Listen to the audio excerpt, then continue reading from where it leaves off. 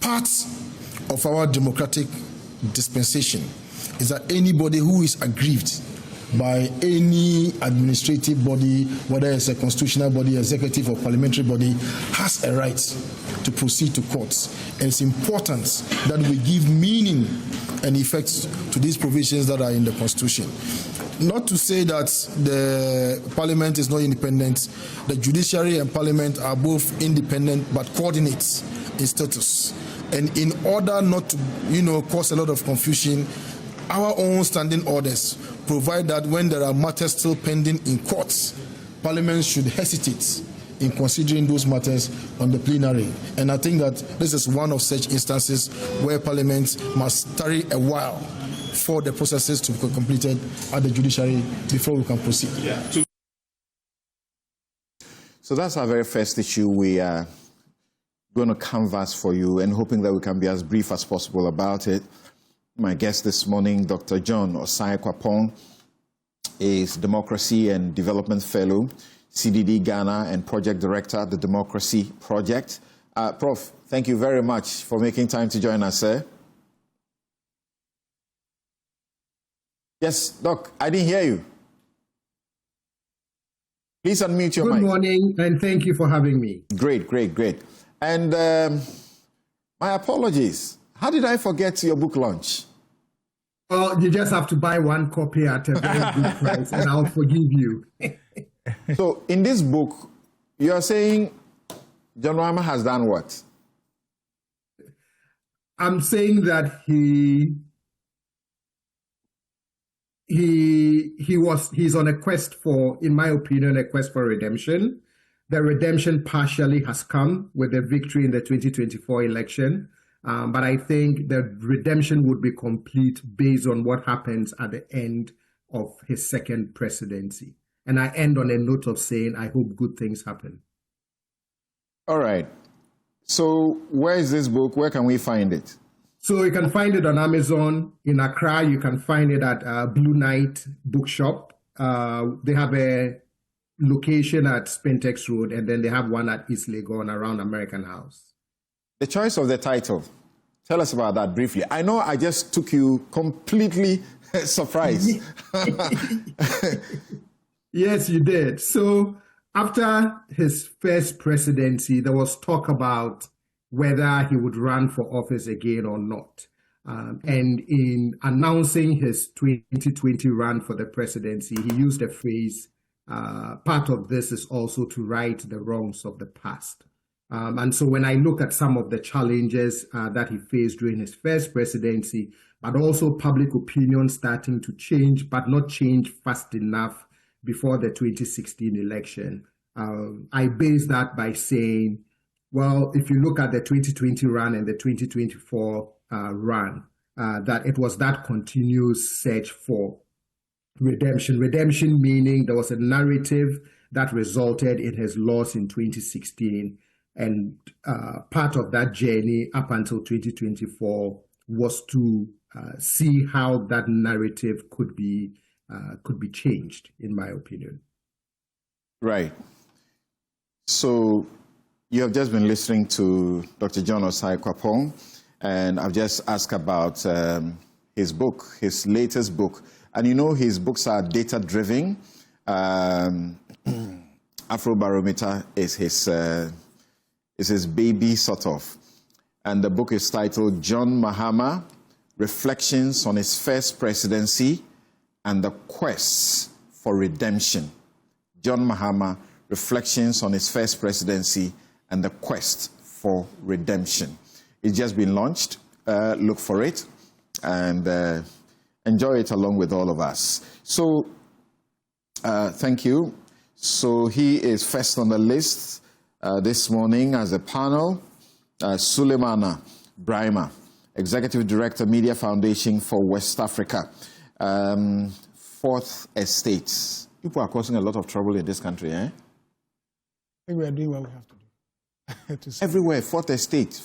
And you are bringing down what they say. You are bringing down indigenous companies that are doing it well.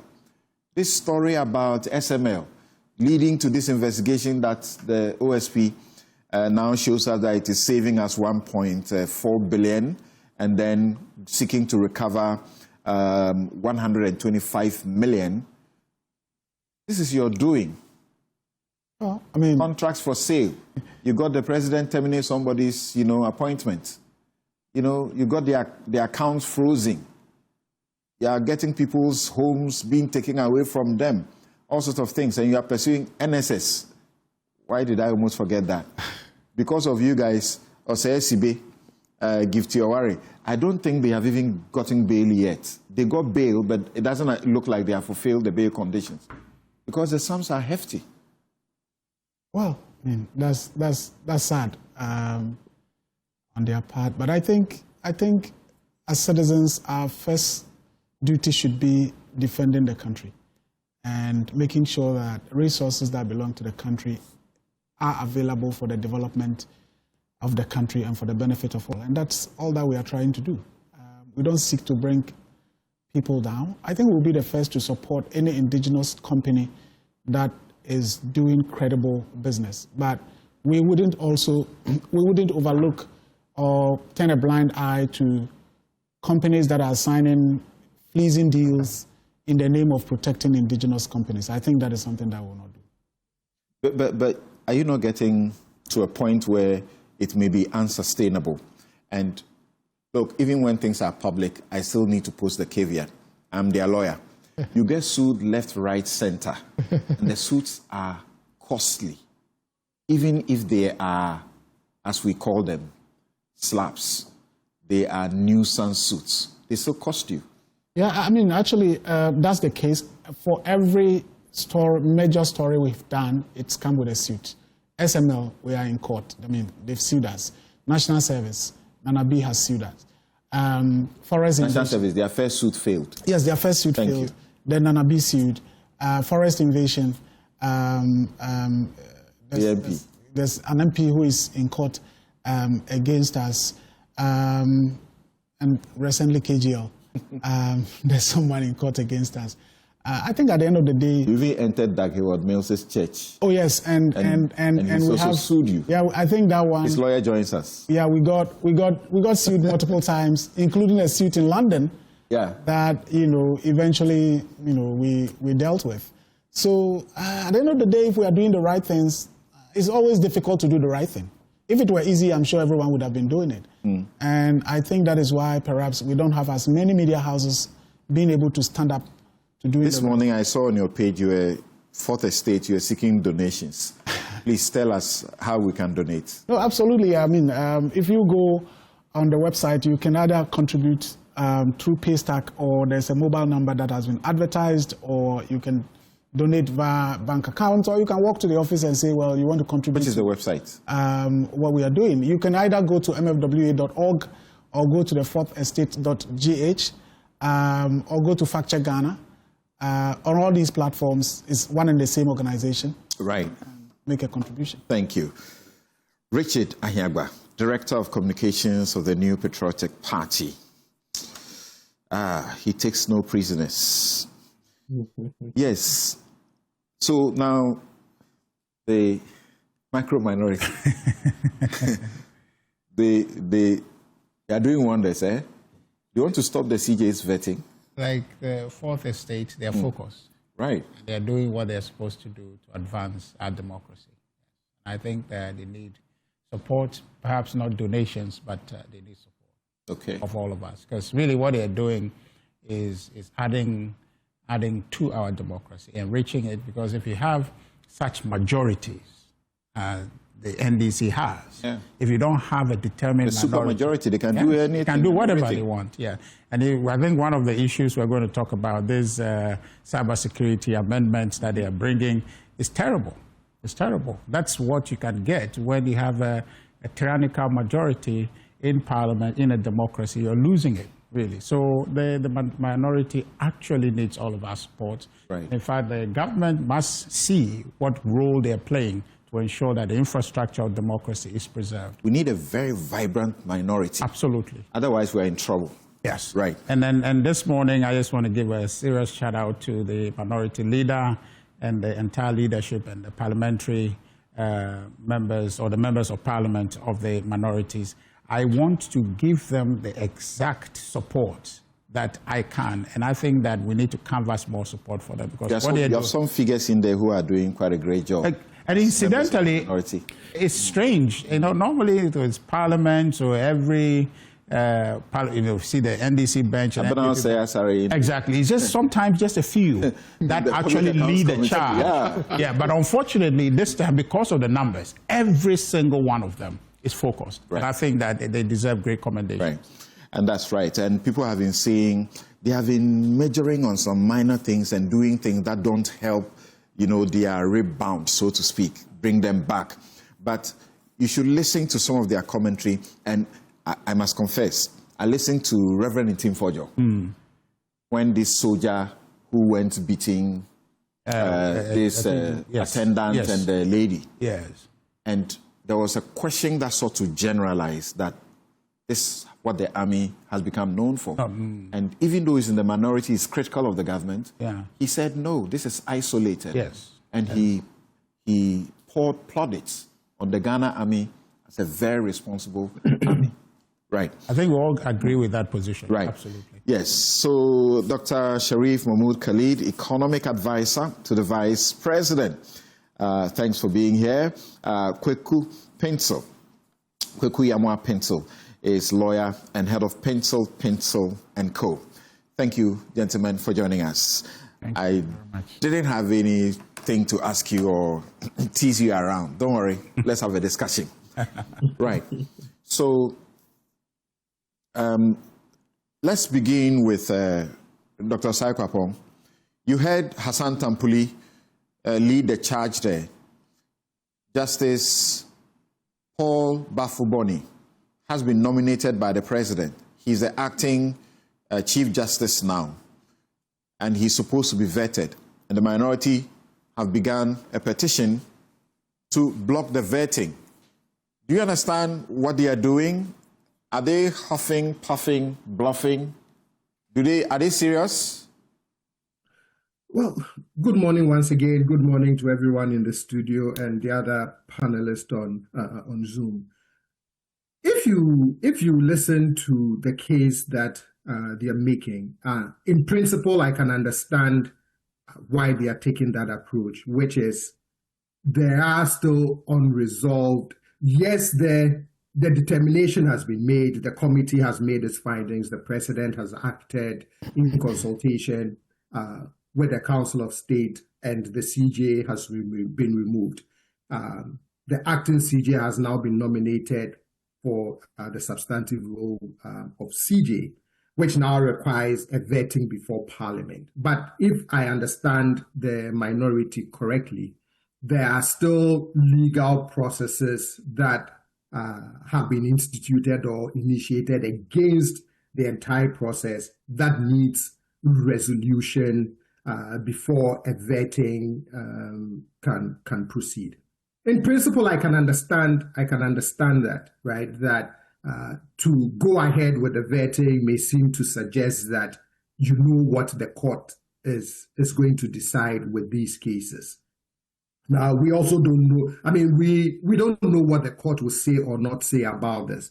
But I think when we are talking about the entire governance environment, and letting institutions work the way they are designed to work, for me, it doesn't, quote unquote, spoil anything if you let those judicial processes takes its course before you do the vetting, so that in a way you are sort of not prejudicing what you think the court would say or not say, or what you think the court would do. You want them to speak when the stable's doors have been shut?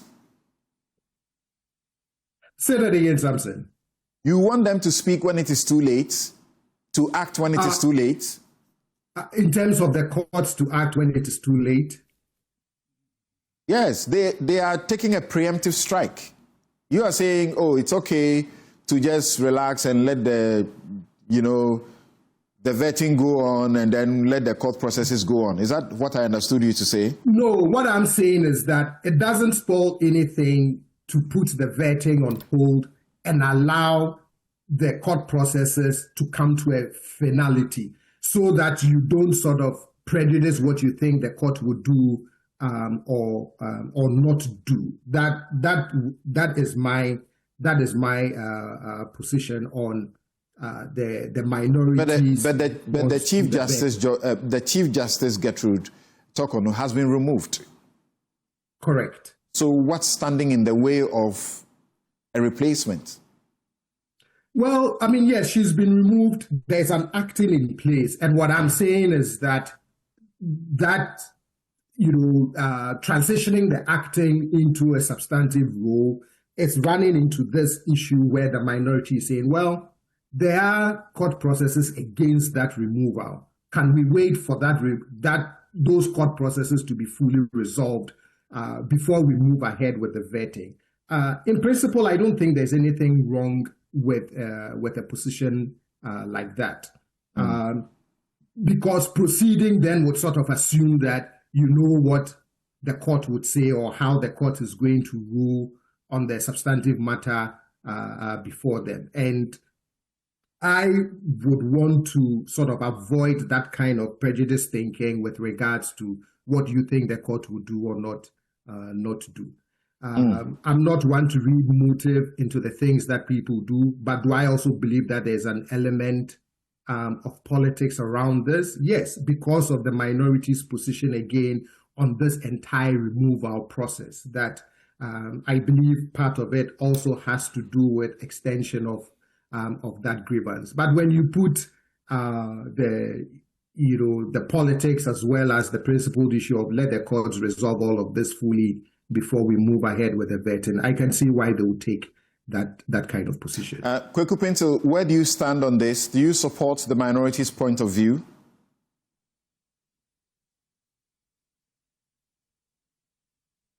Hello, Mr. Pinto.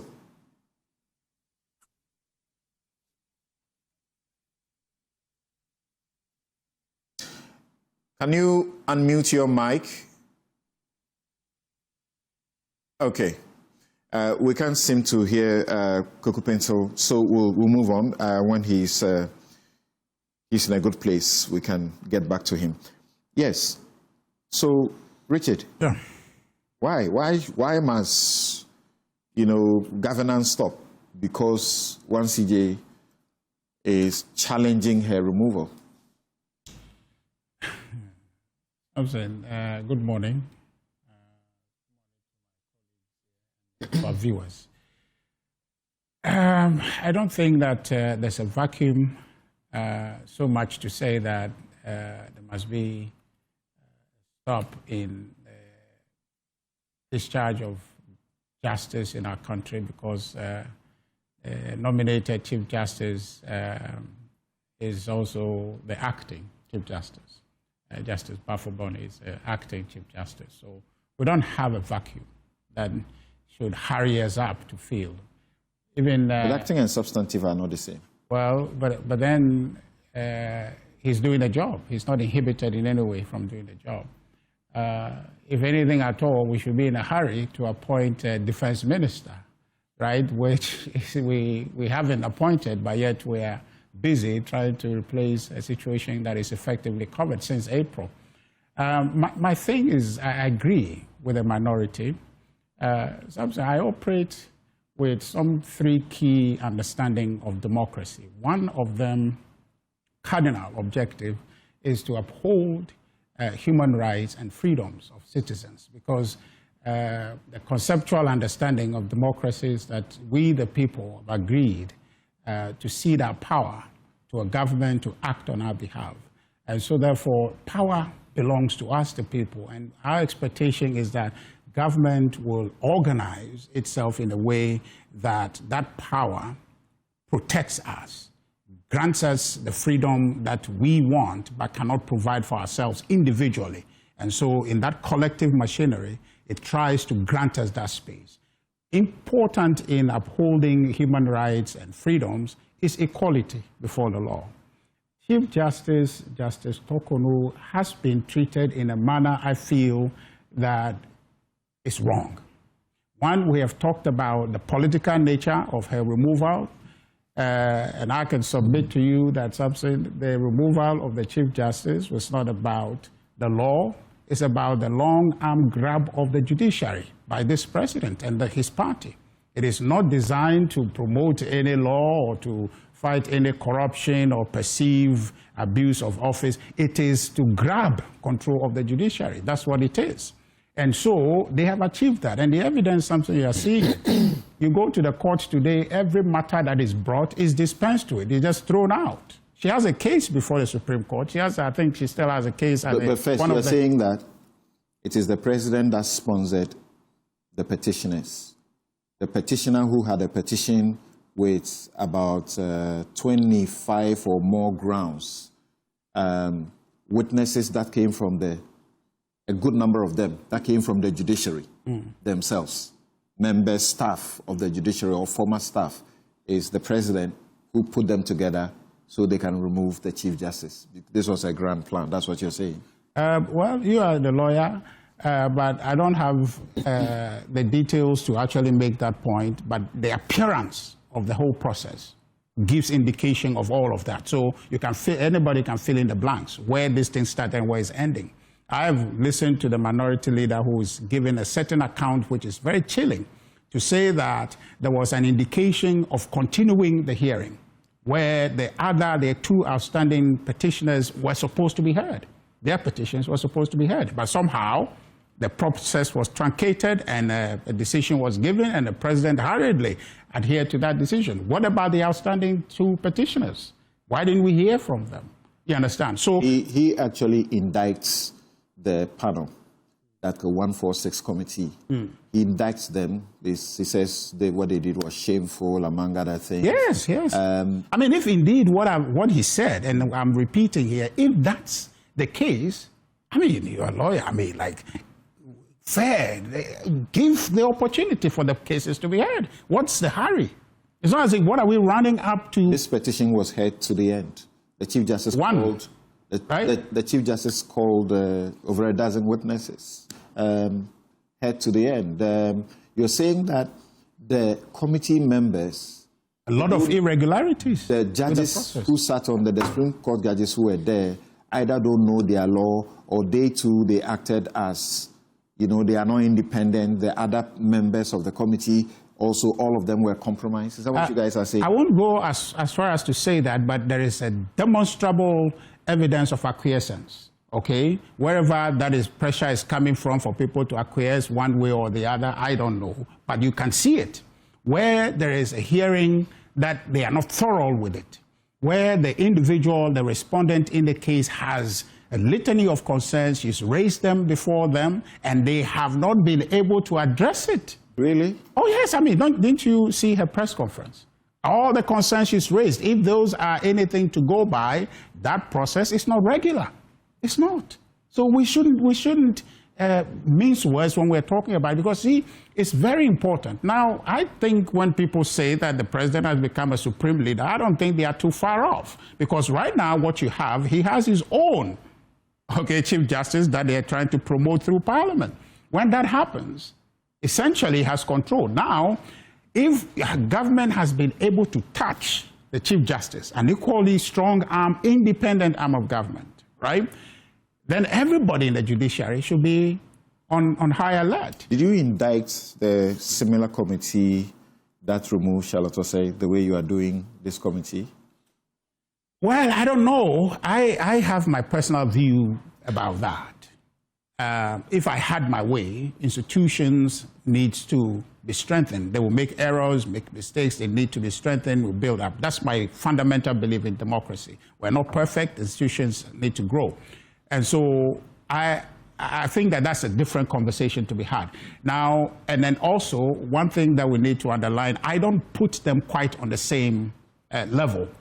Given the infrastructure for democracy, you are looking at a substructure compared to the judiciary, seeing what role they play to keep the whole structure together. So I think that is a major disturbance if you are touching the judiciary, the head of the judiciary, compared to the Electoral Commission. But I have my own view, quite different from the approach. But that is history now.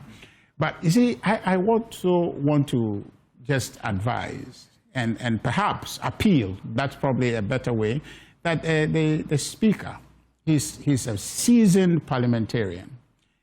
He's a statesman, he's most respected, and I think that in this moment, he should lead and say that there is no hurry.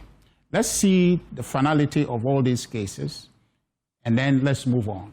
But until that is done, any effort now to just push this thing through, I think that would leave bad taste in the mouth of everyone. Let me go to Sule beginning on this point. Do you think the Speaker can yield to this call and hope to survive the Parliament? Well, I think we are seeing the benefits of democracy in full display, where different opinions are being expressed and people with certain constitutional and democratic rights are exercising them. So in Parliament, I think what the minority is doing, of course, is part of the democratic process. And I agree with my brother when he says that what is happening would contribute to the resilience of our democracy. As we speak now, we don't have a substantive CJ. The president has a responsibility. Once the committee was set up and the committee's recommendations were made, and the president decided that, well, he's going to act, or the Constitution actually binds the president to act on the basis of the recommendations of the committee. And once those decisions were made, I mean, as we sit now, Justice Gertrude Tokonu is a former CJ. She is no longer the CJ. And I think that it would be quite negligent on the part of the president to say that even though there is no CJ, I'm not going to roll out the process to have a substantive CJ in place. And I would wonder why Parliament would say, well, even though we don't have a substantive CJ, the president, who has the constitutional mandate to nominate a CJ, has done so, but because, there are processes in court, even though those processes were there, some of those processes were there even before the president acted, we are going to yield to a demand that we should hold on to the processes until decisions are made. Their point is that after her removal, before her removal, there were suits that were pending. Yes. Of course, she sought injunctions. She didn't succeed. There were some suits that she didn't mount herself. The Asefua suit is still pending.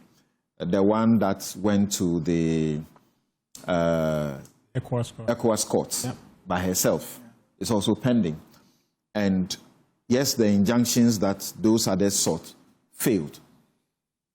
But after her removal, she instituted another process in the High Court. After her removal? Yes. Mm-hmm.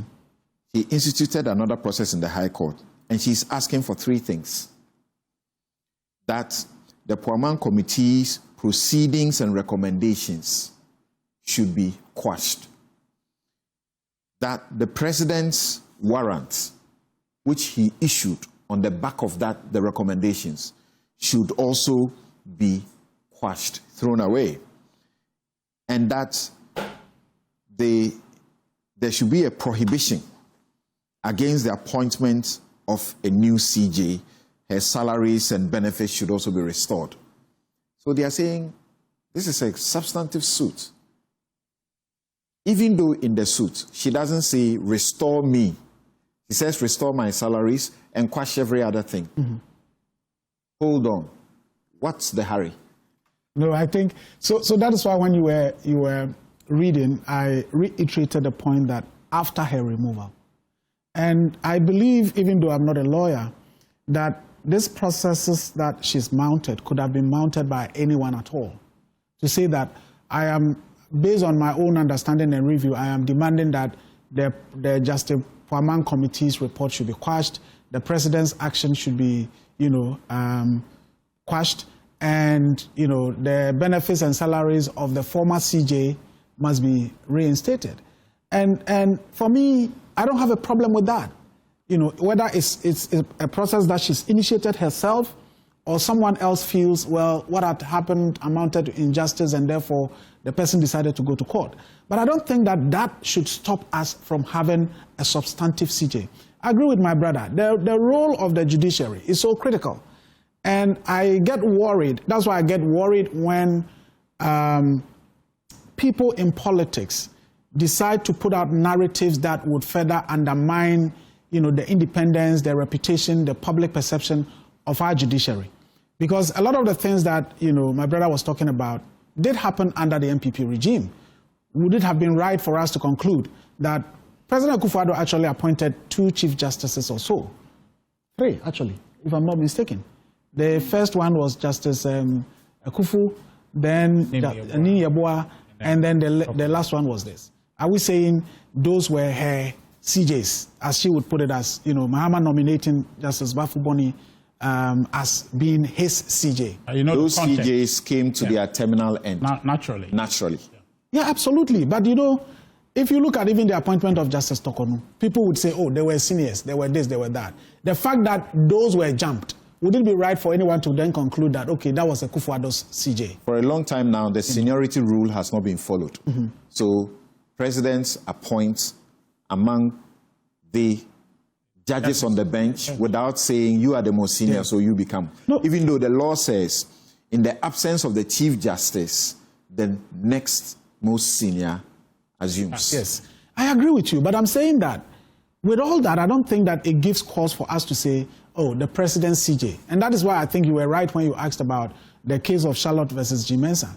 Would it have been right for us to say that G. Mensah has been chosen as President Akufo-Addo's, his choice or his electoral commissioner? I think the processes are the same, even though you say, well, in terms of ranking, you wouldn't put the the Supreme Court at the same level as the Electoral Commission. But if you look at the role that the Electoral Commission plays, the commission determines who becomes president, virtually, even though people would go, yes, Ghanaians do, but ultimately the responsibility, because if you are taking it that way, you would say, in terms of decisions that are made by the courts, it is not the people, it's the law.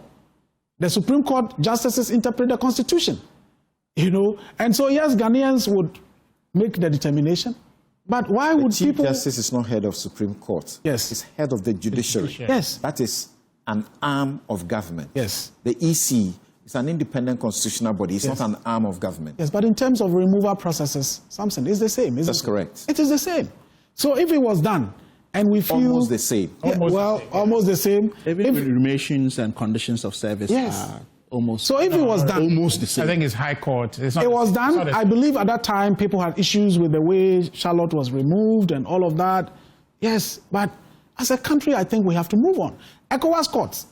I think that from what I know of the ECOWAS court processes, we've used it a couple of times. We are looking at maybe the next 2 years or 3 years. Are we going to say that, okay, let's let it hang until that happens? We saw the case of Domelevo. People filed a case at the Supreme Court. Eventually the Supreme Court actually made a decision that, indicated that the decision that was made by the president was absolutely wrong. But it had happened. So I honestly don't think that the speaker is going to yield to this request, and I don't think that it should be yielded to. But as I said, we are seeing the benefits of democracy in full display, and I fully support that. Prof. Samson, this is a very vexed subject. You're in a hurry. Why? No.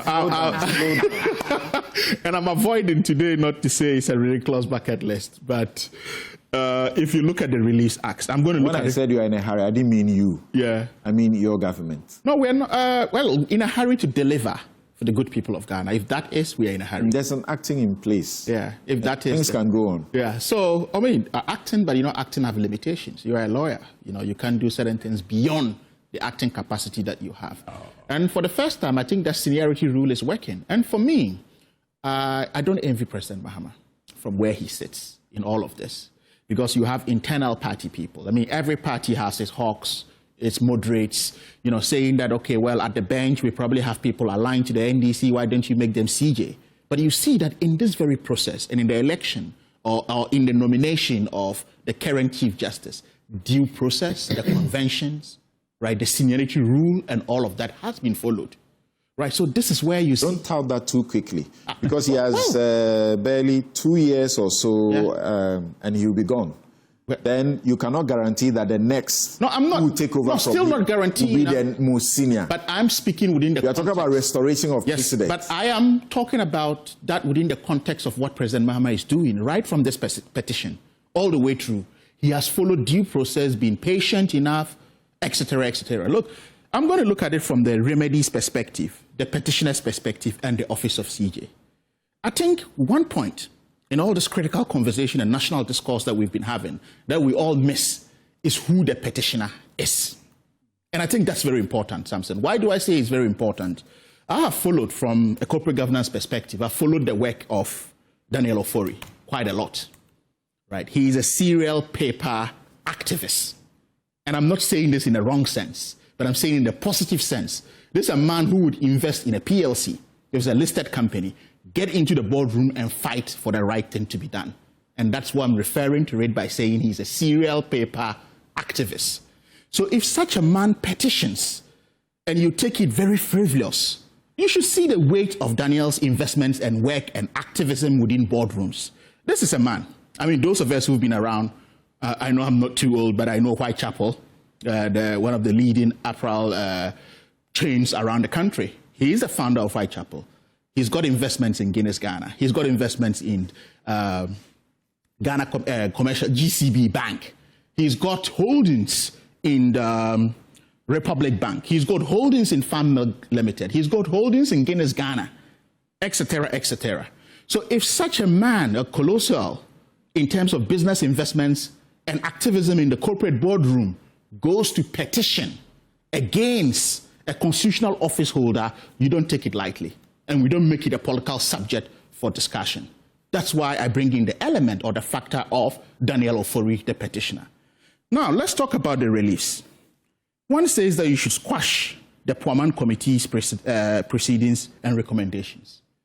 I don't know how to describe this relief or remedy that is being asked for, right? Constitutional process is followed, due process is followed. A senior justice of the apex court is put to chair a committee, right? And an ex-chief justice comes to say or asks for such a relief. That's quite interesting. And I want to ask what her perspective is for the bench as we speak now. Because, I mean, this request is quite an interesting one. To say squash the president's removal warrant. The president followed constitutional process. He did not sit in his house or home and issued that. Right? He deferred to the Council of State. Every rule he was patient with. And at the time this was happening, he was serving jurisdiction. She should have been sent on a gardening leave. But she wasn't on a gardening leave. She was still moving around town, holding press conferences with even close security protections. In certain jurisdictions, they would have withdrawn all of these services while this was ongoing. But it was allowed. Tells you the persona the president and his team are and the sort of research agenda we've put in motion to reset in Ghana. You move on to that. You said prohibit appointment of a new CJ. Come on. You are a lawyer.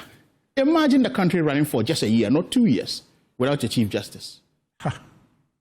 Or a substantive chief justice. Where will we be? An independent arm of government. And an ex-CJ is asking for this relief? Then she finally comes to an interesting one that I thought that the lawyer she is for all these years in high standing and the chief justice she has become should have been the strongest point for negotiating, which is what? Restore salaries and benefits. If I were her in these negotiations as it was going on, she sounded as though the salaries issue was minute, very peripheral to this issue. She didn't need it. Now this case is at this level, you are bringing that in. What's wrong? Well, I'm not saying there's anything wrong with that. He can go there. But after poisoning the well, right, how do you go back to the negotiation table even with this? Remember that when you're asking for restoration of such issues. And you remember the last time we had this discussion? Yeah. I got good support from Oliver Bakavomawo. Yes. Who sent a caution to all of you. Yeah. Who were attacking the integrity and competence of the CJ and her lawyers. Yeah. As far as the nature of what she has filed and the reliefs are concerned. Yeah. And some have said that this is wrong, this is not what she should have filed. Yeah. And Oliver says, this is exactly what she should file. and Oliver sent a caution to the judiciary that they shouldn't be seen to be pandering to the government and take their time and deal with this, you know, in a way that sanitizes our system. Thompson. Wait, when you say the nature of the reliefs, quash, and so on, and you use that as an attack, let me tell you this. A judicial review, which is what she's seeking, the reliefs that automatically flow from a judicial review are quashing orders. That's not a problem. I'm not attacking that at all. Right. What I'm contextualizing. But you say that processes were done that were sacrosanct. Yeah. No, well, the processes are concluded. Well, the person affected has the right to go to a court and say, I am aggrieved. Interrogate this. Samson. What's wrong with that? Samson, holding the clause or hiding under the banner of judicial review does not give you a free will to ask for squash, even if that's the language and diction to be used. Right? We're talking about, I mean, look at what he's asking, removal of the warrant. Yeah. Right? I mean, that is not even an attack on the president's decision. It is an attack on the Constitution, asking for that. See, the judicial review process, if you read the rules, it will say, bring up that particular warrant so that it will be quashed. So they are using the terms for purposes of education. Is there a precedent of anyone that has been to court to question the legitimacy or otherwise, or the effect, right, of such the use due process of a constitutional order? The very first time that Article 146 was invoked in the Fourth Republic, the person involved was Dr. Emmanuel Jacob Opong. He questioned it in the Supreme Court. So yes, no, it is not questioning. I'm asking in the release in the forms of which they have. He questioned it. I'm just questioning. So there is precedent. Yeah, so there's precedence in questioning. Even if there's no precedent, there will always be. There will always be. So I'm talking. So within the context of public education and critical discourse, that's what we're having. I'm not attacking. I mean, someone who's been a lawyer for 30 years, regardless of what it rise to become CJ, from where I sit, I need to respect that. But that does not mean there should be a free will to patrol and do whatever you're doing in terms of sticking things around. You all know. I mean, you are a lawyer. When you go with your clients, you sign a litany of release, knowing that you just need one to stick. Right? The MPs say that in their standing orders, there is a caution that when matters are pending in court, they should hasten slowly about those matters. You see, but even look, the vetting of... Hold on quickly for me. Hassan Tampuli referenced that standing order. I'm familiar with it. Let's hear him again. Okay, when we're done, I'll continue. And in addition to that standing order, have you seen publications? These days, people file petitions, Article 146 petitions. They file them and then they put them out in the public, which is not allowed by the law. Now, have you seen a publication that says there is a petition against this current acting Chief Justice? If we follow this Hold on, let's hear. No one will be vetted in this country. Let's hear Hassan Tampuli again. Part of our democratic dispensation is that anybody who is aggrieved by any administrative body, whether it's a constitutional body, executive or parliamentary body, has a right to proceed to courts. And it's important that we give meaning and effect to these provisions that are in the Constitution. Not to say that the Parliament is not independent. The Judiciary and Parliament are both independent but coordinate in status. And in order not to, cause a lot of confusion, our own standing orders provide that when there are matters still pending in courts, Parliament should hesitate in considering those matters on the plenary. And I think that this is one of such instances where Parliament must tarry a while for the processes to be completed at the judiciary before we can proceed. This points to a question about, after all, there is some petition. What should you do? And last week, my production gave me an all-lawyer panel, so I had to play a certain role. And I ended up becoming NDC. Today, I am very sure in my mind, but the role I'm playing, I'll end as an MPP. Yeah, but if you even look at it, you look at even the Charlotte Osei's removal. When was the petition done? It was done on the 28th of June, 2018. Kweku Bako filed an appeal on the 11th of July. I was Kokubako's lawyer. Yes. Yeah, and what happened? On the 23rd July, Jane Mensah was appointed. Right? So if we want to juxtapose these issues and look at them, then, and what, from the point we're coming with the petitions and holding all of these in, staying out of this, then if they appoint anyone to even be minister today, someone can go. Someone, go with a frivolous petition and it halts the process.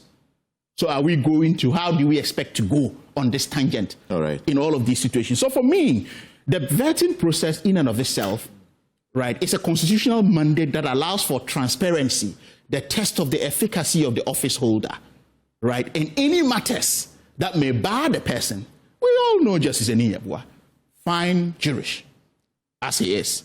So why would you take a process that he's remote from? If you want to go on the process, look, where I would have... Justice Eniyabwa. Sorry, I said Justice Bafuboni. Yeah. I beg your pardon, Justice Bafuboni. That's all right. Yeah. So you go in, very fine gentleman, and he knows his law. So you go in. Why wouldn't she say, okay, well, in certain jurisdictions. Actually, he's a Kufu appointee, eh? Yes. That's where Professor Remar, to because research, we can bring that to test and say President Mahama is actually following the due process. But let me end on this point, Samson. What I'm trying to say here is that within this process, she could have said, look, I'm asking for XY release. There have been instances, right? If the court feels that certain wrong has been done to him, they can ask for her restoration.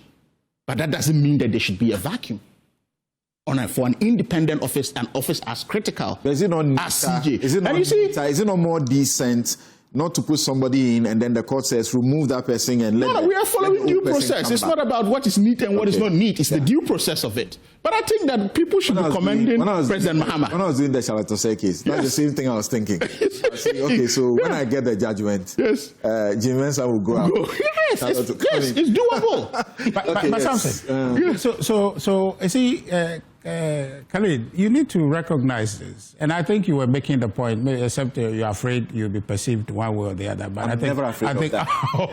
Okay, but I think that you are relatively balanced in your approach. But you see, the power of judicial review is such a powerful thing. It's the counterbalance to executive power. That's correct. And that is something that should not be taken for granted. The history of it goes way back when that force was established. So I'm saying that if the Justice Tokono is seeking a judicial review, that actually, Samson, puts a burden on us. Yes, I understand how interminable it would mean if the case is not decided and therefore we have to wait. But I also recognize that there is no hurry in this case, really.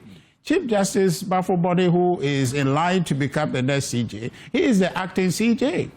So he should empanel the judges to look at the case. That's one of the concerns of the minority. Yes. Sule, one of the concerns of the minority is that the CJ cases, CJ removal challenge cases, appear to have stalled.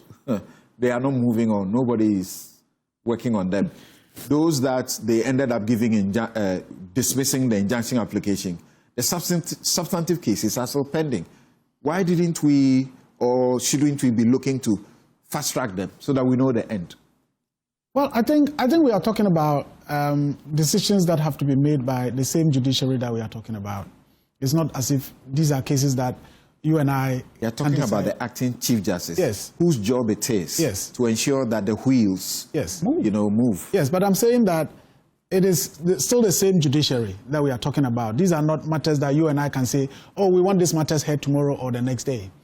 I agree with you when you say, okay, he stands to benefit if the cases are stalled, and he has the responsibility of ensuring that actions are taken. That's the accusation against him, and you can bet that Afenyo King will point those things to him at the vetting. Well, I think that it's not about whether Justice Tokono benefits or Justice Bafuboni benefits. I think a swift determination of those cases would be to the benefit of our nation, because it's all about our democracy, it's all about, our rule of law systems. And for me, my desire would have been, look, let the cases be heard. But even so, I'm saying that a determination has already been made in terms of whether Justice Tokonu has been removed or not. She is a former CJ. And the processes must go on. I think that there is a determination by the same Supreme Court that says that the fact that a case has been filed should not prevent a public officer from performing But the substantive duty. point, if you heard yourself earlier, you refer to the Domolevo case. Mm-hmm. You refer to it in a manner that you are not happy about. Yes. So I was part of the Domolevo case. I'm sure you would have been part of the meetings that civil society we had and then eventually had to file the suit. Ace Ankuma, everybody, Martin Pebu. And you are not happy that it was delayed until too late. Yes. Then they brought out the decision. I was a plaintiff in the COVID-19 laws. And when we filed the case, it was after COVID-19 was long gone, blah, blah, before the decision came and said that, law was wrong. By the same token, shouldn't it be your wish that this case would have gone fast? No, so even though Justice Tokonu, one of the accusations she faced is railroading the Afenyomakin suit against Parliament. Yeah. No, so that is why I made the point that my desire would be that these cases are heard swiftly. And I also made the point that it's not about who benefits at the end of the day. I think that it is in the interest of the nation that critical matters like these are heard in good time, rather than we don't even know when it's going to be heard. But nonetheless, I also make the point that whether the cases are heard today or tomorrow or the next, which would be my desire, decisions in terms of whether Justice Gertrude Tokonu remains a CJ or not has already been made. And she is a former CJ now. And I think that, why? I'm saying those suits. When you say that is not true, she's not a former CJ. Those suits are impeaching the removal. Yes. One is impeaching the process before the removal. Yes. A couple are impeaching the process before the removal. And then the final one is impeaching the room after the removal. No, Samson, so it comes down to the same Domolevo scenario that you cited. Right. As the Domolevo case was pending, did we not have President Akufo-Addo appoint a substantive auditor general? At that point, whilst the Domolevo case was pending, and the challenge was that the removal was wrong. My point is that you and I were not happy. Yes. We wanted the case to be finished quick before I get you. Anybody gets appointed. I get you, but I think, my brother, when I say that, as far as the issues are concerned now, Justice Gertrude Tokonu at this moment is a former CJ. She says no. No. And I'm saying that. Oh, that one is a fact she cannot dispute. You can dispute but that. Samson, I was on the floor when you gave it. See, that is not factually true, and it's not legally true. And you know, Samson. It's legally true. No, because her own, only her to own the extent. Suit, Only, wait. Her own suit in the High Court confirms that she has been removed. But I'm just saying that as far as legally, it's not true, and you know that.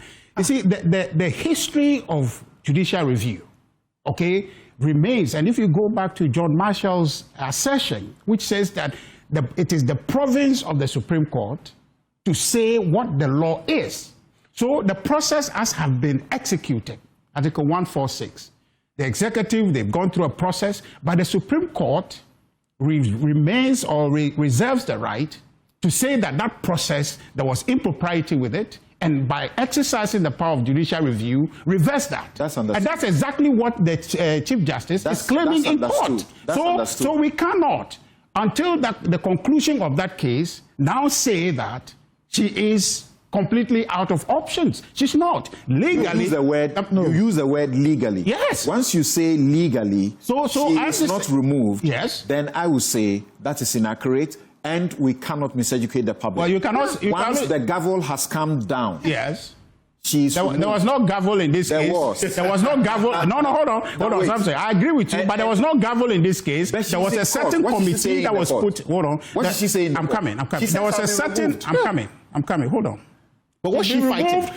What is she fighting? No, wait. And so, Samson, that question is for you. No, what's she fighting? Because look, if you believe in the power of judicial review, and the extent to which it can go, it means that everything that is done until the Supreme Court firms it up in this request that she has before the Supreme Court, it is not conclusive. because the power to say what the executive has done is absolute and right remains with the Supreme Court. Absolutely. The only challenge for me now is that the person waiting in line to become the next CJ is actually a beneficiary of the process, and which is why which is why the process has stymied.